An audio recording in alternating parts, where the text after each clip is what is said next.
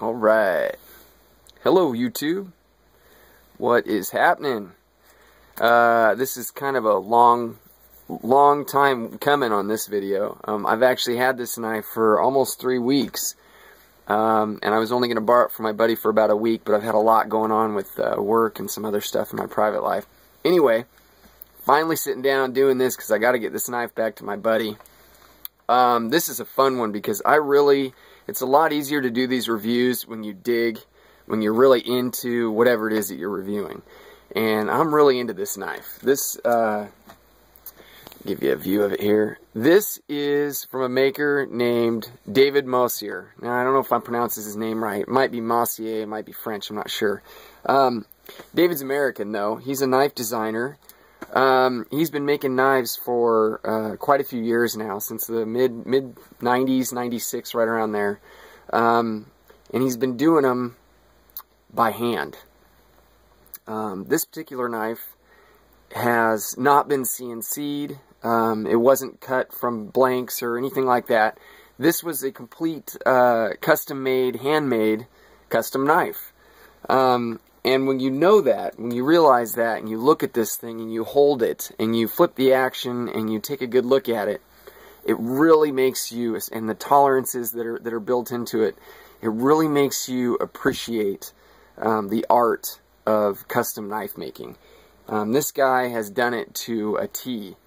I was lucky enough to be able to get a hold of him through Instagram. And he did give me a few specs on this particular knife.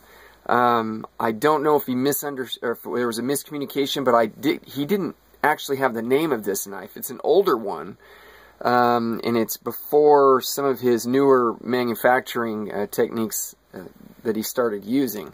One example of that is it's on a phosphor bronze bushing system, which he doesn't use anymore. He uses, for his folders, he uses IKBS. Now, the amazing thing about that is that this thing is like buttery smooth. Now, it doesn't have a really big flipper tab there. Pardon my, my Band-Aid there.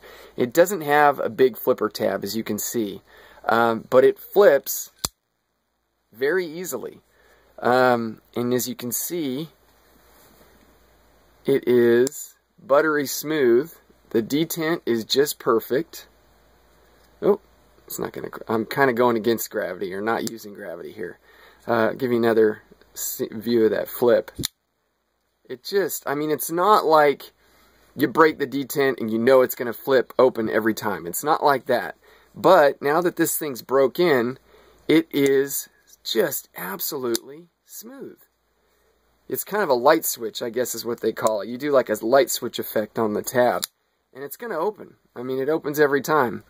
There, switch hands, you have to look at my ugly finger there. There is a view of the lockup. And to my eye, that looks like about, let's see, that looks like about a 30-35% lockup. You got to bear with my camera here. Let's see if we can get a good view there. Come on, camera.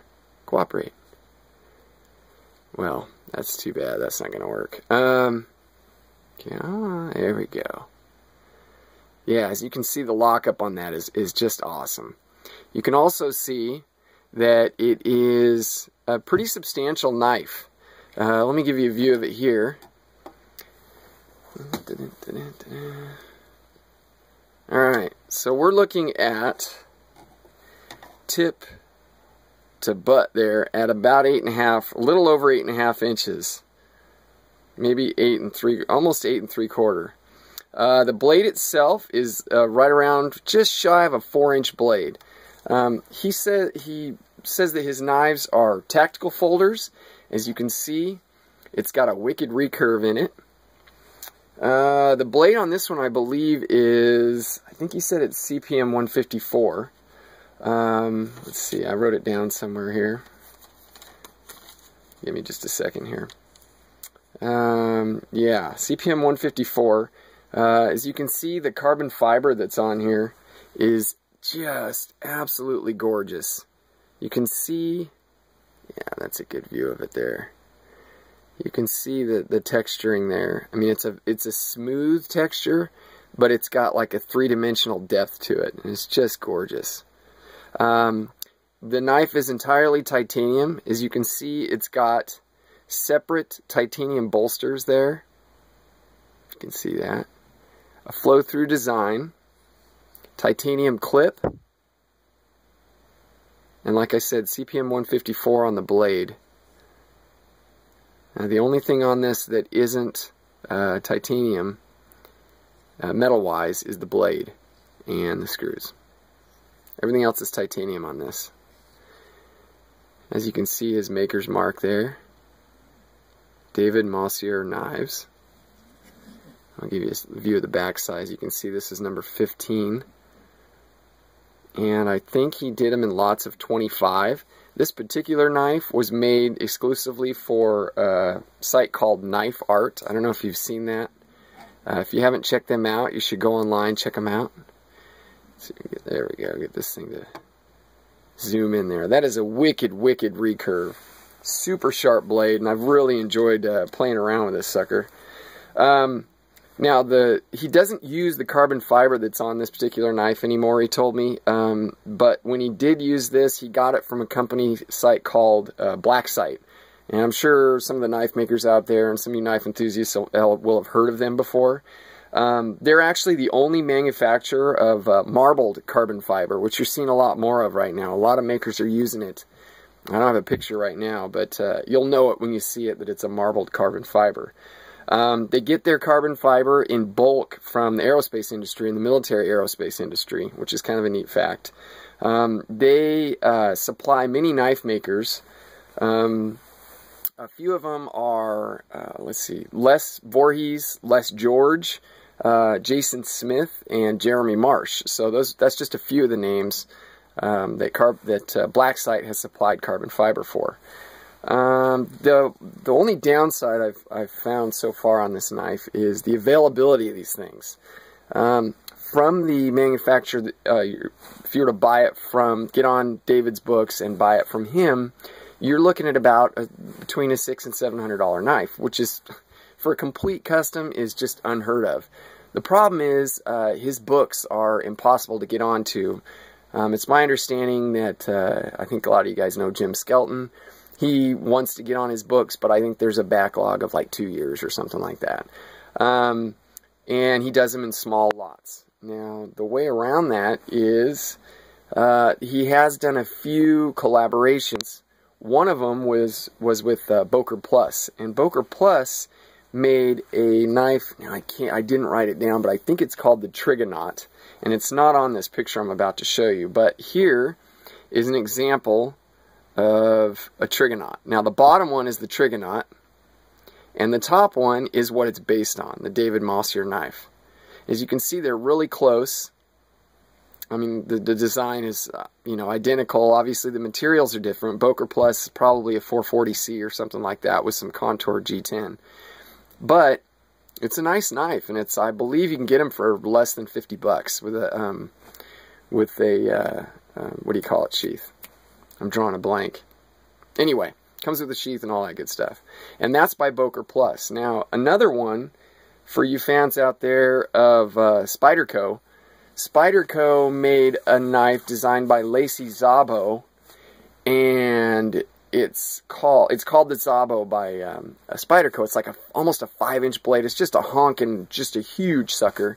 It's kind of a really cool scimitar-looking blade, and that was a collaboration between Lacey Szabo and Spyderco. Now, David Mosier did a collaboration with Lacey Szabo, and it's almost identical to the Spyderco version, but it's a fixed blade. Now, if you've checked that out, get online and look up that designer and that designing. You'll see what I'm talking about. It's a really, really cool, really cool, wicked-looking design. All right, now this video is running kind of long. I'm going to give you a couple versions or a couple comparisons side by side here. Like I said, I give you the specs on this. It's over an 8-inch knife, over a 4-inch blade. Here's one that a lot of people know. This is to give you a size comparison, this is the Paramilitary 2. So that gives you an idea.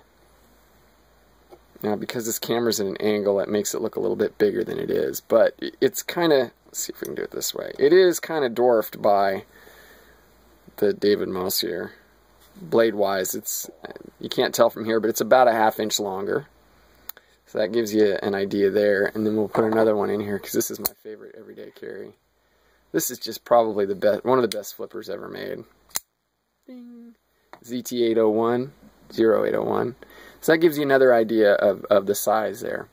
Now, I got to get this knife back to my buddy, but let me tell you something. If you have an opportunity to check out one of these knives, jump on it, because this thing is just absolutely beautiful. Let's see, I don't think I'm missing anything, but I'm going to be sad to see this puppy go. And there you go. David Mosier knives. Peace.